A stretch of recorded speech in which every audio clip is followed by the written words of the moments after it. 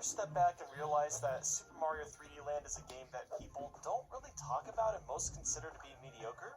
Yeah? No? Maybe so? Well, regardless, let's get into why Super Mario 3D Land is actually mind-blowing. In 3, 2, 1.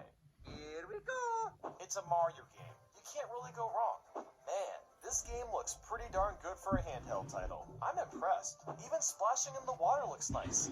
Nintendo, you always pay good attention to detail. The controls are nice and fluid. You'll have zero problems with movement.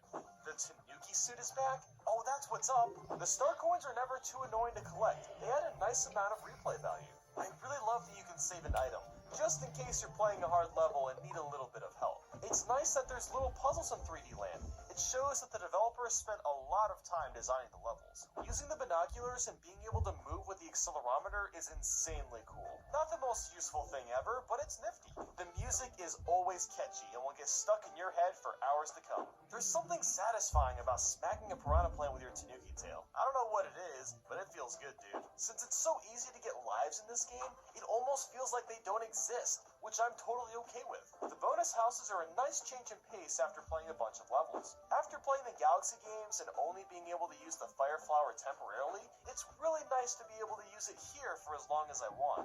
The Poison Mushroom is back. What a surprise! And it's also much easier to tell that it's actually poisonous compared to the original game. Mario's got almost all of his moves from the 3D games. He's really just missing the dive and triple jump, and that's it. There's plenty of levels to play between the normal and special worlds. It's pretty great that Mario can jump from like 10,000 feet and not take any damage. I know he doesn't have a damage meter or anything like that, but it still cracks me up. The difficulty progression is just right. You're not going to play some randomly challenging level at the beginning, and vice versa. Oh man, a boomerang Mario? Now that's what I'm talking about. While the 3D isn't that necessary, just the fact that it really does help out with some of the levels is pretty mind-blowing. All the Bowser fights really remind me of the original Super Mario Bros. Where you're running towards him in the castle and there's fire being shot at you from the distance. The nostalgia. So the new roll move sadly doesn't kill enemies, but it does let you move pretty quickly through a level. Legend of Zelda, anybody? You can play as Luigi, and if you really like playing as him, well, to unlock the last level, you have to play through every level again with him. Mario 3D Land has a really nice and clean presentation. It's really easy to access any level at any time. There may be no propeller suit, but this propeller hat is the next best thing. What? The moneybags from Mario 64 have made a return? I wasn't expecting that. Any Mario game with airship levels already gets a seal of approval for me.